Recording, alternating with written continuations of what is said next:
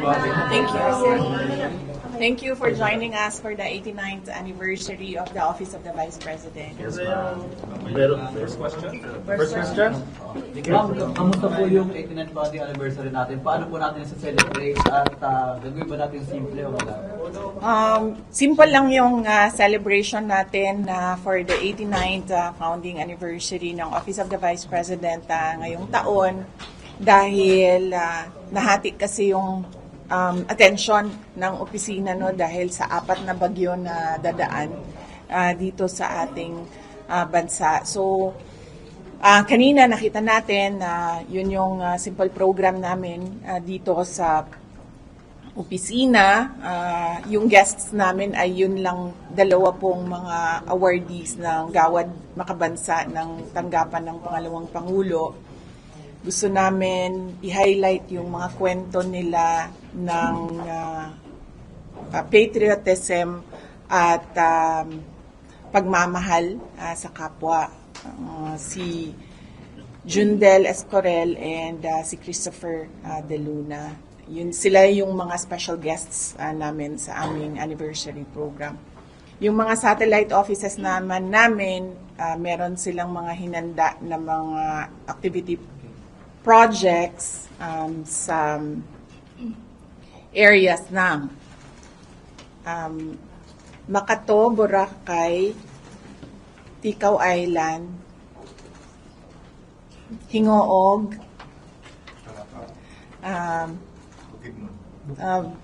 Talakag, Bukidnon, Lingayen,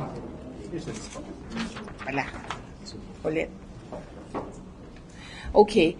Sa Butig, sa San Fernando, sa Batuan, sa Mayoayo, sa Hingoog, sa Dulag, sa Makato, sa Malay, sa Lingayen, Talakad, Isabela City, at sa National Capital Region, kasama na ang Ifugao. So, sa susunod na linggo, lahat yon ay pupuntahan namin para gawin yung mga OVP Thanksgiving 89th anniversary. Okay. Paano question lang po? Wala po bang mga iba pang kaalyado o kilalang tao na nagpapakita ng pagbati ng anniversary ng OVP? At dapat po wala po pumunta ang iba? Kaya nga sabi ko, simple lang yung celebration namin. Unang-una dahil 89th anniversary lang ito at mas pinaghahandaan namin ang 90th anniversary sa susunod na taon. Plano namin imbitahin yung mga nakaraang mga pangalawang pangulo. At nahati nga talaga kasi yung attention ng opisina dahil marami sa mga kababayan natin ang nasa evacuation centers dahil sa bagyo. So ginawa naming simple na lang para mas marami yung mga personnel ng Office of the Vice President tumulong sa Disaster Operations Center. VP, ano na lang po paghahanda ng OVP po? Ngayon may bagyong Pipito. Opo, sa Pipito. Yes, oo. Kung ano, sinabihan ko na yung aming Disaster Operations Center, kung ano man yung naiwan na budget para sa November at December at ready na ipamigay, ibigay na siya sa mga areas na hindi maserve ng national government offices. So unahin muna natin yung DSWD, yung local government units. Tapos kung meron pang mga areas na hindi na naabot or hindi nabigyan, doon kami tutulong para nabibigyan lahat ng mga kababayan natin na nangangailangan. Ano yung mga ibibigay natin, ma'am, sa mga affected meron kaming relief box, non-food items ito, usually na ginagamit,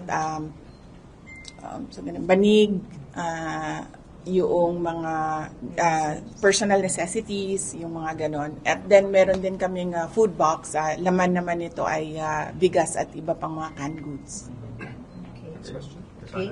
Ma'am, yesterday, last Wednesday at the Senate, right after that, dumiretso po kayo sa Congress for the FADCOM. Bakit po bigla kayong napasugo doon, ma'am? Yes, after nung Senate budget hearing, pumunta ako sa House of Representatives. Sinamahan ko si dating Pangulong Rodrigo Duterte sa pag-attend niya sa hearing ng Quadcom. Ma'am, you were there until it finished. How was it po? Kasi may nakuhanan ka ng video na kumaganyan ka na, iba-iba na yung reaction. So, how was it po? How was it witnessing the hearing? Well, pagod talaga ako nung araw na yon dahil hindi kasi namin alam kung anong mangyayari sa budget hearing. So buong the day before at noong umaga na yon naghahanda kami para sa Senate budget hearing. So medyo pagod ako. Nandun ako kasi yes, sinamahan ko si dating Pangulong Rodrigo Duterte, and usually kasi hindi siya nakikinig sa mga kasama niya. So, humingi sila ng tulong sa akin na kung anong isabi, pagsabihan, gano'n. So did you do that, ma'am? Humingi ng tulong, tas did you approach him to tell him what is supposed to be, Doon lang sa sinabi nung kasama niya na 6 a.m. pagising, nagsimula yung araw niya 6 a.m. and mga around 10:30 p.m. na ata yun. Sinabi nung na baka low blood sugar na. So, ay hindi ko makain. So, nagpaalam ako na i-excuse na lang siya but ayaw niya. Pero, naniwala naman siya nung sinabihan namin siya na kumain na muna siya.